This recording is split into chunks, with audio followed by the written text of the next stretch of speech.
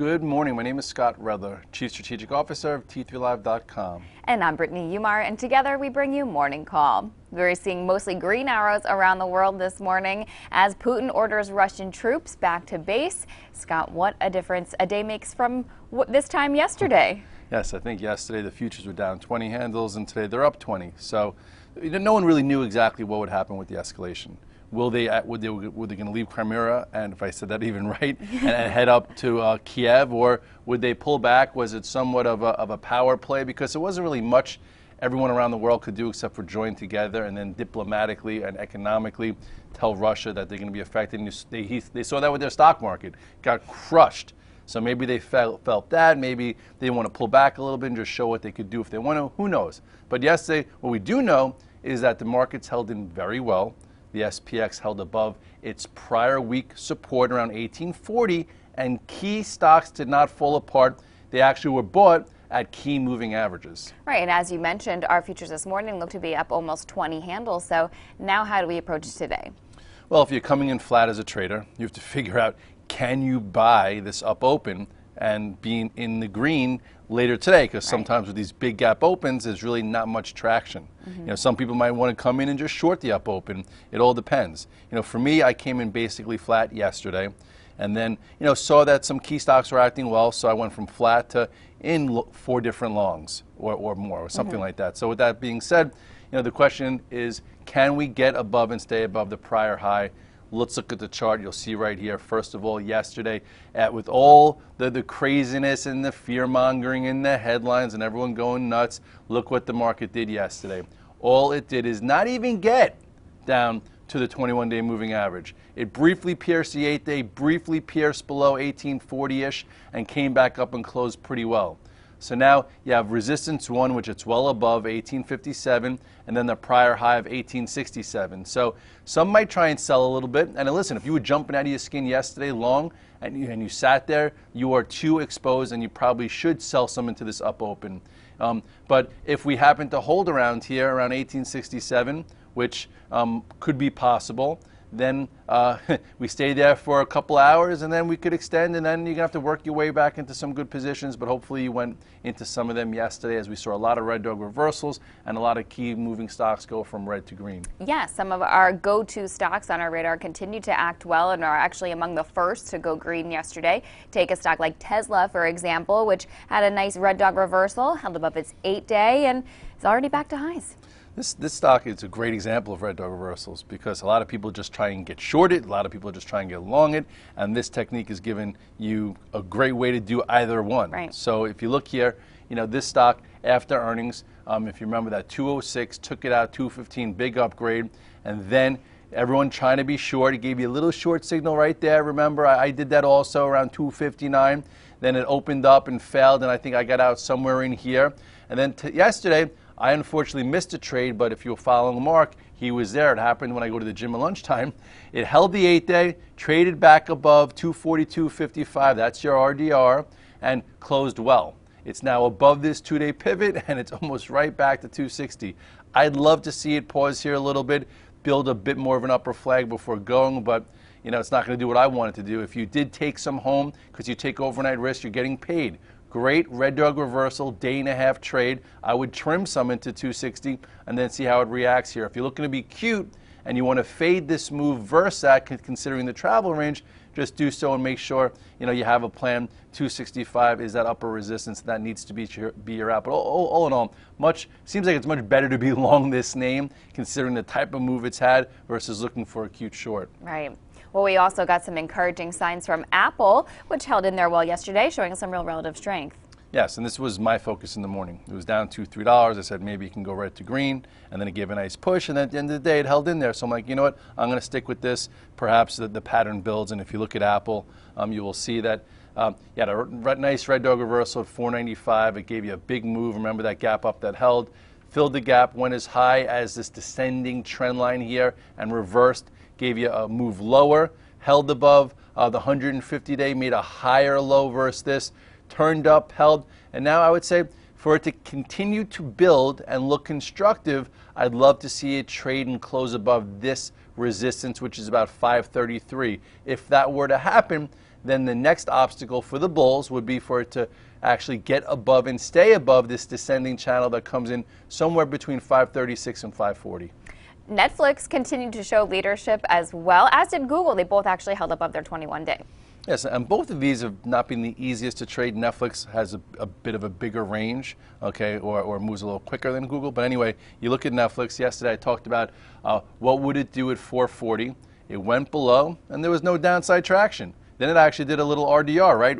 Went below 441, put in a low of 438, and then closed at 445. So if you were looking for an entry in Netflix, there it was. There was your out. You could have made $4 intraday, and if you held it, you're probably getting paid into this up open. So now the question is, can it make new highs and hold above 455? That will be us to judge with the intraday action. And Green Mountain Coffee held in well yesterday and actually closed on highs, signaling maybe we'll get some upside momentum there continuing today. Yes, and this stock is pulled in about $15. So when a stock pulls in $15, you don't just cost average in, you look for the RDR.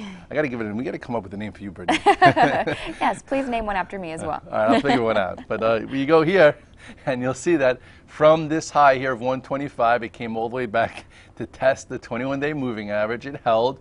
That level here was 108.84, traded above it, and now you're getting a little bit of upside. So either a day trade or a nice day and a half trade, or maybe it's a swing trade and just put a higher low, and then at some point it goes back to highs. But overall, that is your tactic. Learn it. And eBay held up well as well yesterday and still holding above the 8-day. Noticing a theme here. You think? Maybe we can do a themey type of trends. Yeah, there you go. Trends with Brittany. So with that said, you look at this chart of eBay, and everyone's been talking about this channel for such a long time. It's been in it. It's tried to get out of it a few times.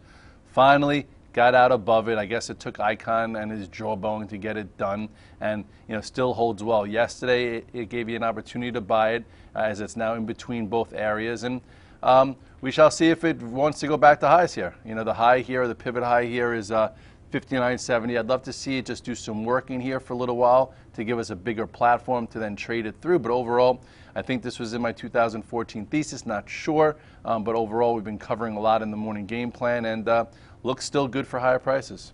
All right, and some social media stocks continue to be on our radar as well. We're going to go in the trenches with some of those names right after this quick commercial break. We'll be right back. I'm Mark Sperling, Director of Trading with T3 Trading Group and contributor to T3 Live. Do you trade on your own, but you wish you enjoyed the benefits of a large trading floor? With the T3 Live virtual trading floor, we deliver that experience to you on your computer.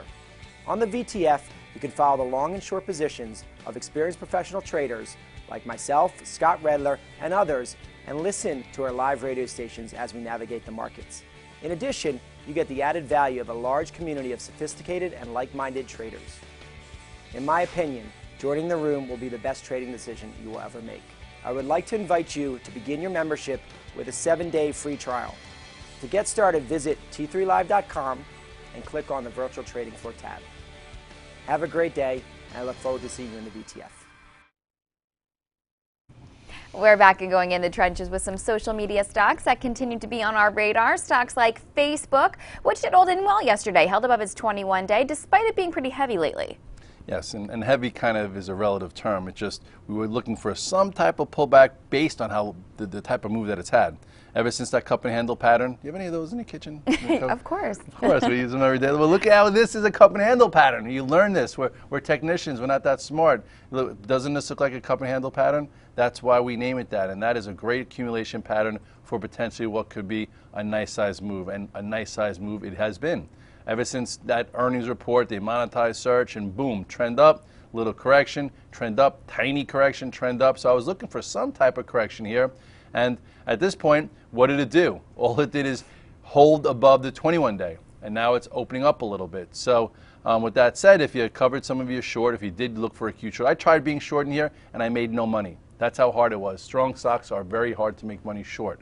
So with that being said, here is a little bit of resistance around 70, and maybe it goes there and pauses, and then with a little bit more time, it breaks above. But this is a leadership stock holding the 21-day, big trend from all the way back here, and there's more money to be made on the upside recently and over the past year or so. So if you are looking for a cute short, make sure you don't stay.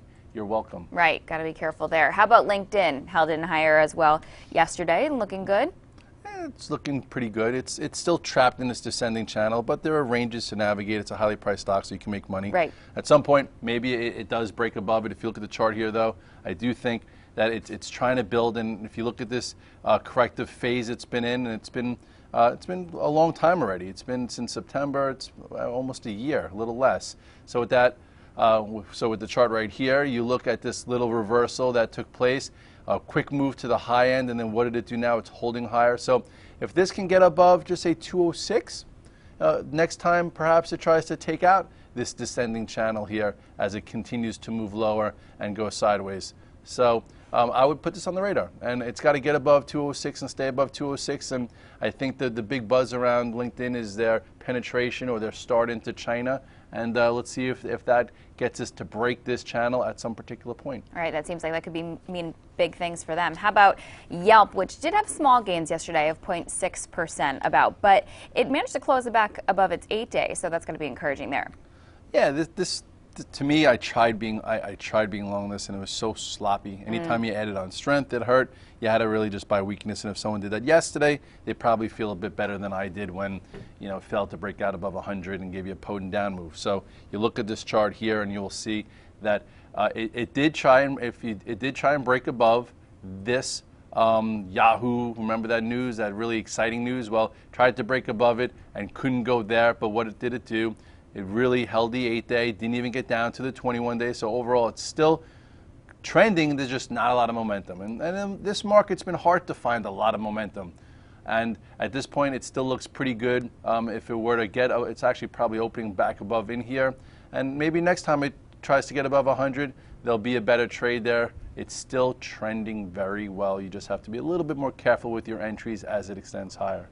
Now, are you interested in Zynga at all, which managed to get back to highs yesterday at 526?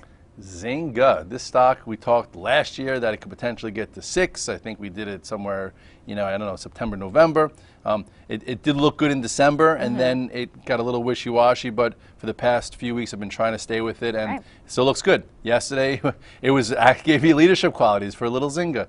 And you look here at the chart, and you will see that here is the gap up that pretty much ignited this last move, and it held it, and it's been continuing to the upside. You look yesterday, this too wound up engulfing that Friday move, and now it seems like it might be able to go again. Here is 534. It's opening a little bit above that.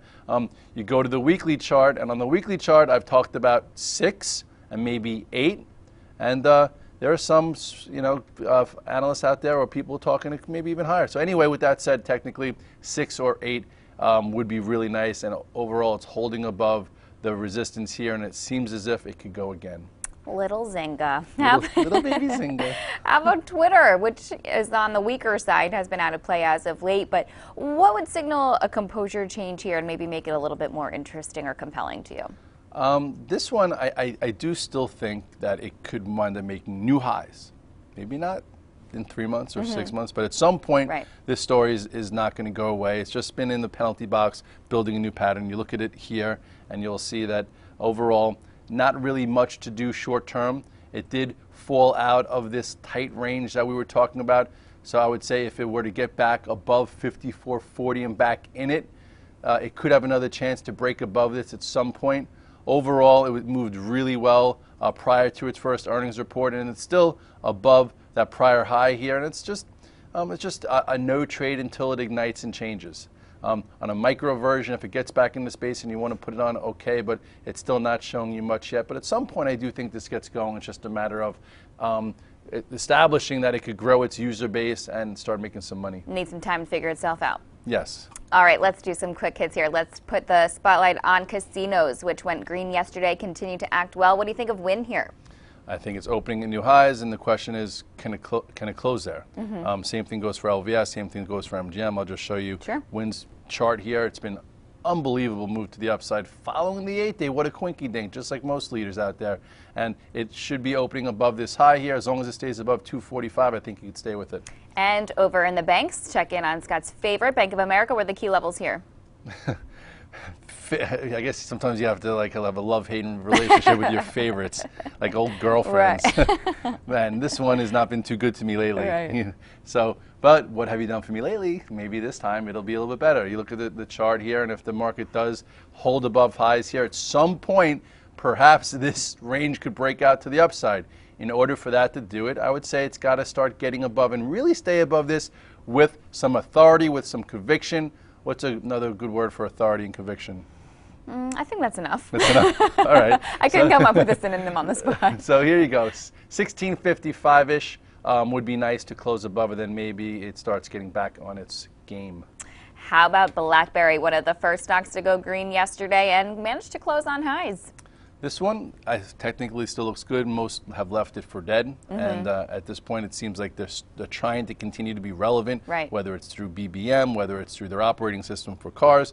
For me, technically I'll look at the charts, and you look at the chart here, you will see that, let's get you a better picture here. It's been acting much better in my humble opinion. It's developing what seems to be a nice inverted head and shoulders pattern, where it's in the process of building the right shoulder.